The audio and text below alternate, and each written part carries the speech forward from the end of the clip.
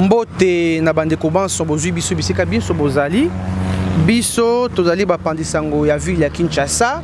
tozali collectif de journalistes et youtubeurs na beaucoup c'est Kojiu et tout ça comme ça là où to kala kala awa na ngoma mokonzi Kinshasa au travers le monde ba yebi batala kabiso bazwa kabiso bisika biso bakamatami bande ko diaspora bande ko bazali na kati ya bituka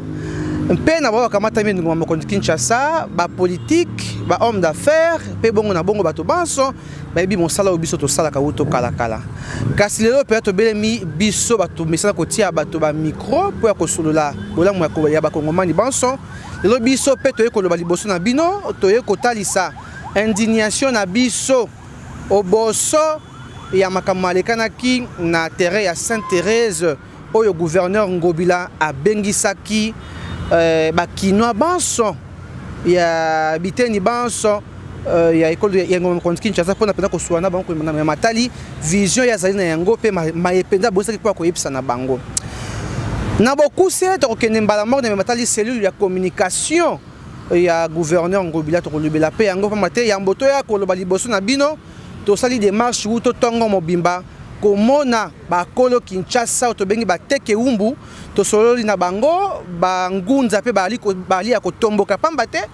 lelo yo tanto bakali kambo ya erosion ne ngoma mokonzi Kinshasa ya kali kambo ya mokete ya li kambo pe sengeli na bakonzi bazwaka yango na motema pamba te loko kamba ekolo ya li loko alisano te to mona ka erosion salami na Kimbanseke erosion salami na Mitendi erosion salami na Monga fula pe bongo na bongo mais to kamwa te lo biso to mona pe erosion salami liboso ya pali pe to pe liboso ya gouvernorat ya ville province ya Kinshasa to pe na hôtel de ville pamba te bateke umbu bali ya kosika bangunza batomboki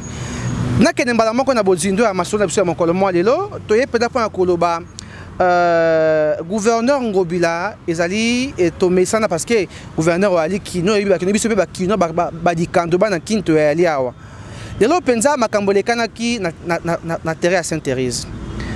ba pe penza ba journaliste bala ki mal vu même ba caméraman to baka awa to ali quatrième pouvoir kata pouvoir na biso na Congo ezakobe ya monoko kasi na misala te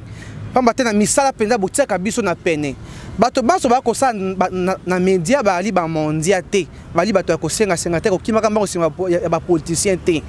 moto akosala mosana conscience ko ngayo na telemi awa to kenda ko kimaka mbango sima ya homme politique te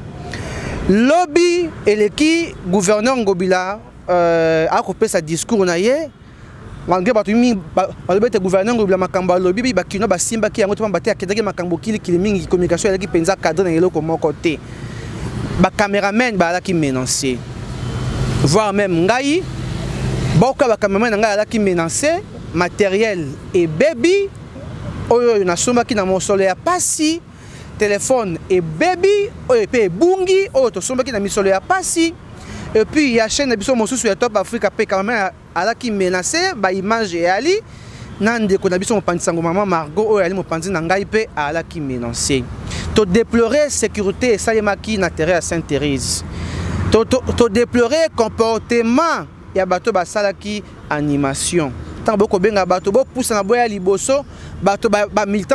ba yeko poussana ba yeko sangana na biso bapandisango epesi bulu yeke désordre koti bakomi ko benga biso bapandisango tia biso na pene de na bongo to komaki ko bungisa biloko na biso pays ki kotaki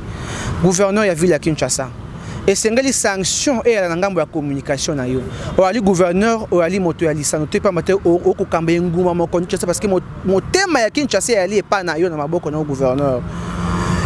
est-ce que gouverneur yo moko etango zonga ki na ndako o loba ki penza na loba kinini liboso ya bakinoa mo far nini o lelo bakinoa basimba ke te basa lango débat to be banalisa bona ba télévision ko samana oyo loba ki oyo to bien ka allocution na yo face à population ya la kinini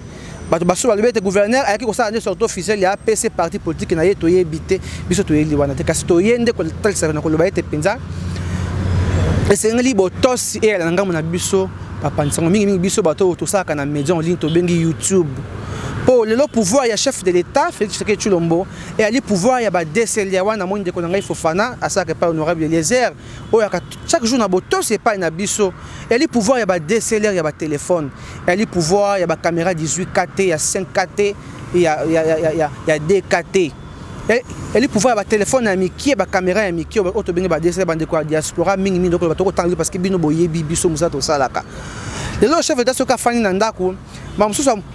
bato baso ba kozela te image ba kende ba sale bongo ba kende kolamba yango et bongo ba lekisa mais biso ba youtubeur tout monde a capacité na se ya moi to kauka to ça mo sana ba condition très difficile même pas reconnu même pas considérable na misu ya ba konzi ebele to ko ba direct to benga ka ba live boko tala biso na mbala moko bato ba koloba boko tala biso na mbala moko to ali pe ko bongisa sanction na biso contre ville ya Kinshasa le ka ba pansango ya ville ya Kinshasa o bengi biso ba youtubeur parce que ezali pona pamba te to basi mibali batiki ba rédaction na bango to ko sangana awawa et ali pona lisano te le to mona ka na pene ya gouverneur ngobende ko Timothée no rapesa ka biso valeur abien ka biso mingi na ba activité ya gouverneur ngobi to kendaka mingi na parande ko Timothée le noir o ya considérer ka biso makasi biso pe to kana boto sur boso na ye ata misala elenge sa sukuna zunda kisa yewa na penza ko mona ndeko le noir le bité ba pensa ya bino bato ya média on lit to kende total sana bino boni mokonzi ya mboko travers gouverneur ya ville ya Kinshasa misala ko salima na ndele elenge so ya limbala liboso nzela bana banda Congo ya la Congo ekota makadam tombe ki na gouverneur na ndeko Timothée le noir na compte ya gouverneur ngobila totesa ki misala ya mokonzi ya mboka biso de comme resiko ba télévision Kinshasa ekomaka te kokupanga ko kokene ko za ba image ko la exclusivité misala ya mokonzi ya mboka ba travaux ya 100 jours biso média en ligne toala qui en tête bato liboso ya kolakisa yango na bitando bande kwa diaspora mingi ba makambo na ko na kotanga bango mingi mbala omba na kolemba te kotanga bango biso nde ba oyo nde to sala ki visibilité ya mokonzi ya mboka ba média en ligne ba benga biso bato ba YouTube ndenge ba finga ka biso kasi to ali ba intellectuel to ali bato to ali na niveau pe to ko kamba ba média oyo bato ba boti pe ba ko sala epai na biso tozo mériter pe ndambo ya botosi na ko monopoliser parole ngai moko te kasi ngai lokola moto ya yambo na bandaki koloba nde na pesi ba point yo na penza gouverneur ngolbe sengeli sanction ya ngamba communication pe sengeli ko bongisa communication na pamba te bali ko tia na mwa mabulu mingi ba ko tia mwa mabulu mingi na uti koloba wa bangunza bazaya ko tomboka na soli na bango tongo alelo ya mboto bandawa bateke umpe bazaya ko tolobi bana oyo yonde bakomisaka basango na biso mokili mobimba esengeli botosi na ngambo na bango awa na kotanga bande kwa UDPS pourquoi kotanga parce que bango moins bayebi valeur na biso pa tumba to bundi na bango elongo ya kozwaka ba image na ba téléphone ya kobata pa collection na monde entier ko panza basango na bango tango so mona ka ba parlement debout le kaka na RTN c'était le kaka pa na biso ba YouTube ba biso ba média en ligne tozo mériter botosi ceux qui to na ba activité ata bo inviter biso to ya be kozwa na souci ko panza sango pona bato bayeba ete bato bakosala mokonzi ya mboka pe bali même to benaka vision moko na mokonzi ya mboka nde na bongo tokendaka ta ya ofele mais esengeli mpe botosi ezala awa ngai nabungisi bisalelo na ngai ya mosa nani akofuta yango awa nde bandeko mosusu bazwi bashock nani akozwa bango en charge eyali mpe namba ya liboso te ndongo mo toyeboseke oyo balobaka trop c'est trop toyekolakisa rollball na biso na face ya monde entier ke to sepeli ata mokete to lia to souffre quand même pour nos accréditation na ministère moko songolo pas ministre moko songolo et ali pasi o tata député moko ata o bo teki na bango na etumba o tia bango ata micro pesa interview ali pasi ako préférer akenda ba média mo to tanga ba kombo ezalité et ali pasi ngali si na reconnaissance ezala ka songo muto zali ko yeba mboto bo tia bango na pasi zambe pa ko yeba ko tombola na politique ali ko sala et comme le kola moi haine bango ba ali bata ba YouTube biso te bata ba télévision to boyi likambo wana biso bande ko ya kojiu to tiliki likona yango to lobi to ko préparer pe sanction na biso contre bato baso ba ko luka ko piétiner mosalo biso to sala kana pasi mosalo biso batata biso batindaki biso na bidelo pona ko kene ko yekola kasi to poni secteur o to mona kata na journalisme eza bato bazali mingi spécialité na makambo tali ndembo misu batali makambo tali politique misu bali na musique pe bongo na bongo biso na ngambo ya mezo to poni branche ya YouTube pona ko panda sango na monde entier kasi to ali ko mériter pe botosi to ali ko mériter botosi lelo pa moto atala esika nzela e ali ya kotoboka na ngomba kikusa kuna kote na commune ngali mesengela ta na YouTube ko ali na diaspora Pour moto ka mokonzi amboka lobaki nya na intégralité à kolanda biso bande kwa YouTube. Pour moto intégralité à discours ya gouverneur ngobila kolanda biso bata YouTube. Pour landa meeting ya opposition kolanda biso bande kwa YouTube. Pe bongo na bongo. Mais c'est na biso boto souvent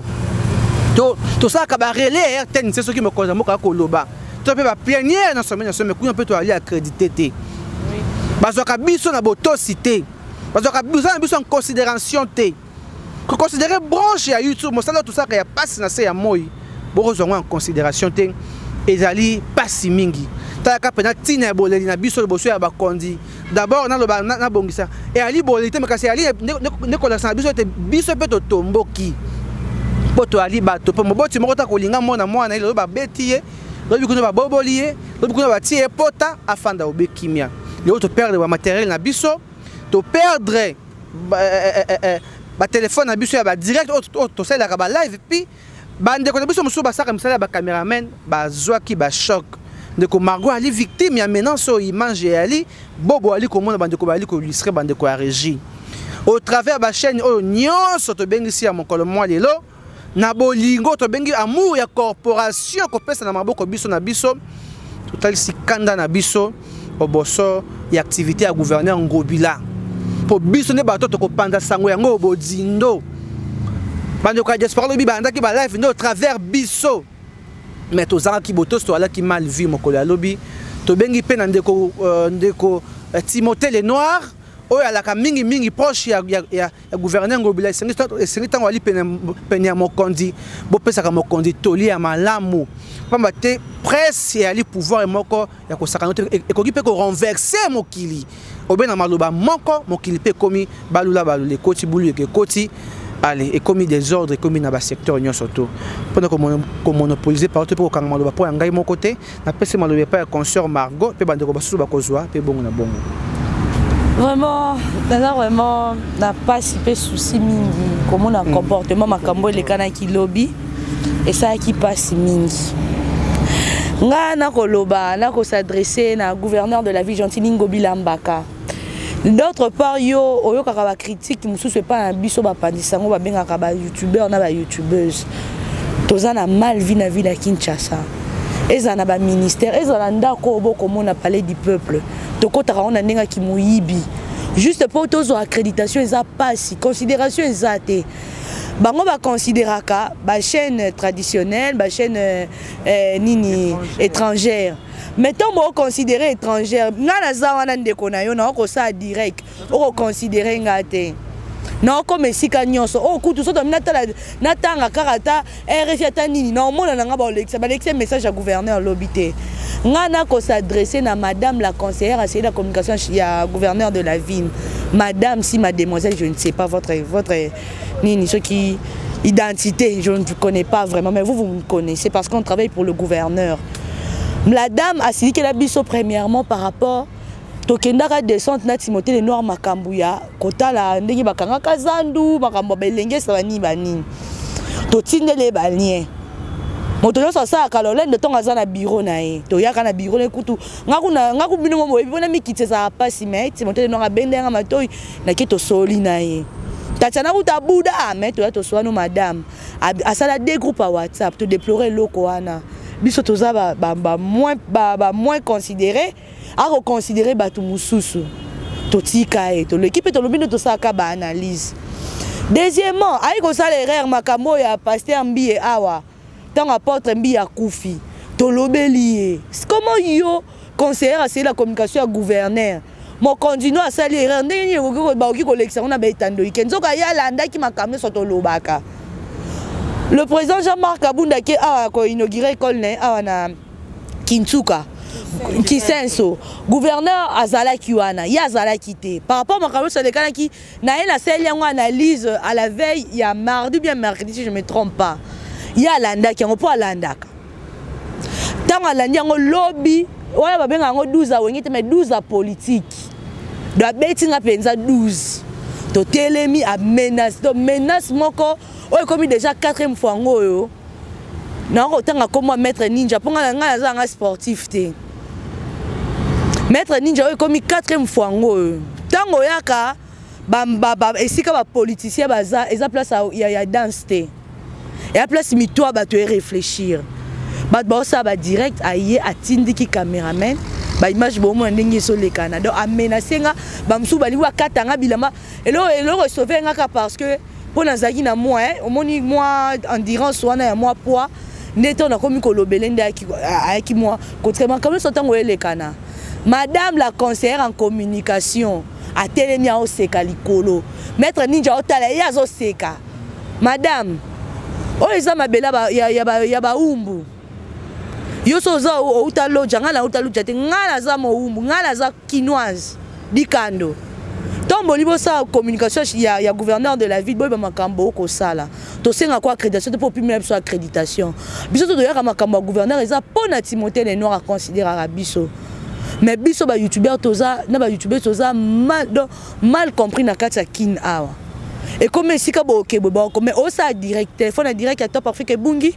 caméra et j'ai problème caméraman téléphone o ça il a rebu donc so bungi si ba caméra so beta ki bango et pas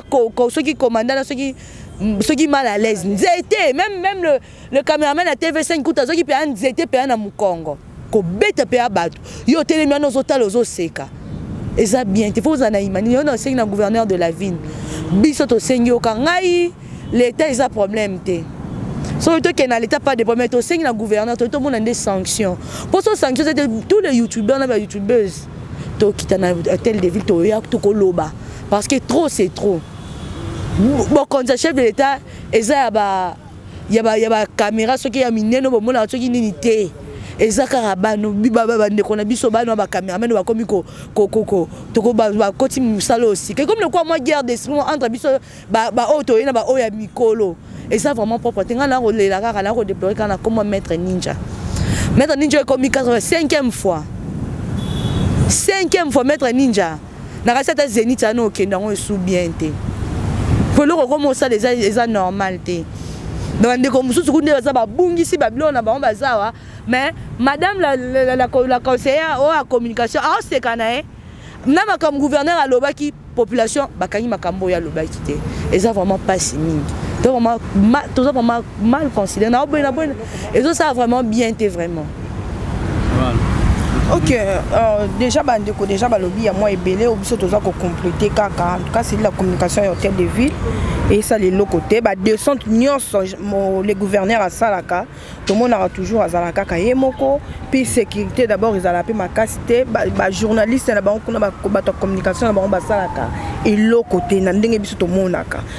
discours na ya lobby na meeting à lobby to monaki on a des ordres et non kotindika batu ba maître bazalaki wana basali lo côté ti gouverneur banda kotala marambo za ko se passer na se ye madame ya cellule la communication aza ko se kamarambo le kana se azaki tout d'abord distraite mokonza simbi papier makambo ba komela kina o bande kotanga eza o albaki na biso face au quinois to ba ki l'air azo confronter ba quinois a rolobe lo mo boy ko se pelisa ba quinois vers ya ba projet na surtout beaucoup plus pour na kin bo peto opena na ba dossier ya zande ba congolais bazana posa pena ba quinois bazana posa nango po akitaki na se aye banda terrain ti makolo esa ki penda esengo mingi na ndinga yaki me maloba penza bato beli babi bazo retenir car eloko moko ba ngoto bobo yango tozomona na ba réseaux sociaux en tout cas ba meka un peu ko arranger ba vanda penda ba solo la po ba sunga pe gouverneur de la ville des fois zo sala ba erreur oyo bango bazo tinda etopé o bazo komela ye moko conscientement m tout sans oyi bango te to suki kawana. Merci bandeko Balandi. Oh non, c'est un qui koloba bosi koyo kango ngalo ko na ko bakisa kaka ke o ele ko leka ki lobby ezongela maliso sauté parce que tant to ya ki to se présentant ta ke ba journaliste bo lakisa ba carte to lakisa ba carte donc ba komi ko tindika biso biloko ebunga ki biso ezala ki ebele donc mingi na ngi na loba bande ko nanga basili ko loba yango donc merci. Voilà, to na silisa to za moi loba sur loba. OK, matondo mingi. Voilà, biso ndenge ko Sylvain loba ki awa. To awa te pona ko lela ki o bo récompenser biso, to bo pesa biso kanyaka pona musa to sala ki lobi te. To yende ko la kisa indignation na biso ndenge ko Sylvain lobi awa. Ko panza sango na ba mikili mususu ezali mosala oyo ya noble esenga pe makoki ebele hôtel de ville ezali na makoki nyonso ya ko accréditer ata 90% il y a des journalistes sur toute l'étendue il y a ville province à Kinshasa. Kasi comme on a l'olenge sélection zali ko salema bazali ko pona basala cellule ya communication moko ya ba copine. Or qui ma copine wana ezali ko apporter eloko moko te l'impact communicationnel ya mokonzi ya ville province à Kinshasa de ko Gentini Ngobila Mbaka. Bazali ko salema ba discours o ezali ko cadrer na nouté na réalité oyo ba kinois zali ko vivre. Alors ba kezaki ma solo na ba kinois. Il faudrait utiliser les termes oyo ezali ko cadrer na ba kinois. Tandis que mon ango awa tant mon conseiller ville ou les cas qui mon mboka kimbuta ngo ndeko sala malgré ba bavure na mazali ko mon éthique communicationnelle na population na ye kasi o yande ko Gentini Ngobila zali ko sala et en tout cas zali ba raté tant que zali ko bois kambele pa ndeko msusu bazali ko utiliser ba mot net ba bololé tant que lobo leki lobi ngoto bobo to éviter est-ce yango zaki communication phare o sengal ka lobela bongo ba kinois tona ba kinoise en tout cas pesi pasi mingi miko o kaka to simbi oyo na ba caméra c'est que na kombe pa na bino et tombola ba mboka ebele et tombola ba pouvoir ebele et puis ekitisa pa pouvoir ebele kaka na nzela ya miko oyo kaka na ba nzela ba panzisango oyo pouvoir to mandat oyo ndeko Ngobila azui pona ko kamba vila Kinshasa et ko pe ko basculer kaka na ngunga muke alors esengeli atia bongo rigueur na cellule ya communication et surtout madame wana oyo a cette bengango ezali connivence. Et zali moi et là comment vous avez déjà préparé pour comment est-ce que vous allez agresser journaliste na caméraman muto zali agresser zali ko tala likolo on sous-entend que zali ko tala commanditaire na ye pour dire que non voilà musala ngo zali ko salema en tout cas c'est ce que nous déplorons haut et fort pour dire que makambo ya bo esengeli esila toré la information mususu awa na ba propre moyen technique na biso na ba front propre na biso to longa mususu awa na centre vie ko kino kuna na banjili place nyonso pona ko relayer information ya gouverneur ya Kinshasa kasi ko sala boye ezali ko futa bat na monnaie de singe kasi soko makambo ezali ko continuer nous allons démontrer comment est-ce que nous sommes puissants parce que nous sommes 4 pouvoirs dans le monde balobi 4 pouvoirs na Kinshasa te na Congo te na monde alors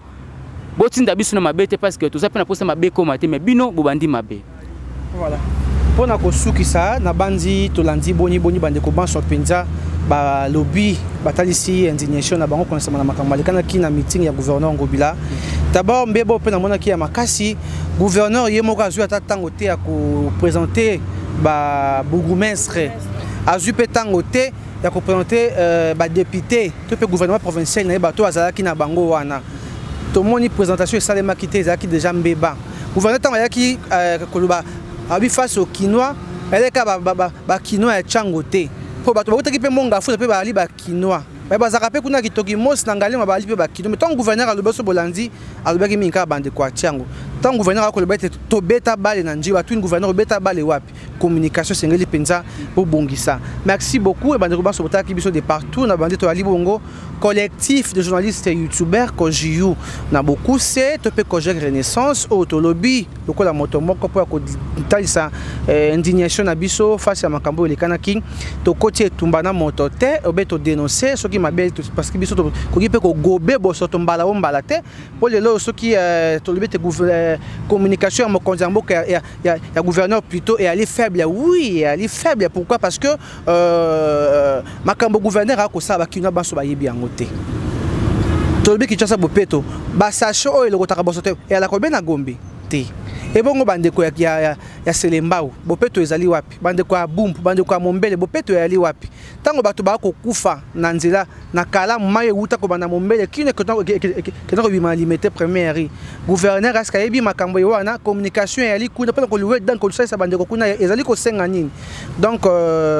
communication elle est très faible au niveau il y a hôtel de ville et c'est le gouverneur Ngobila alors qu'on élargit tout peu kobongisa mais matali communication na ye pour le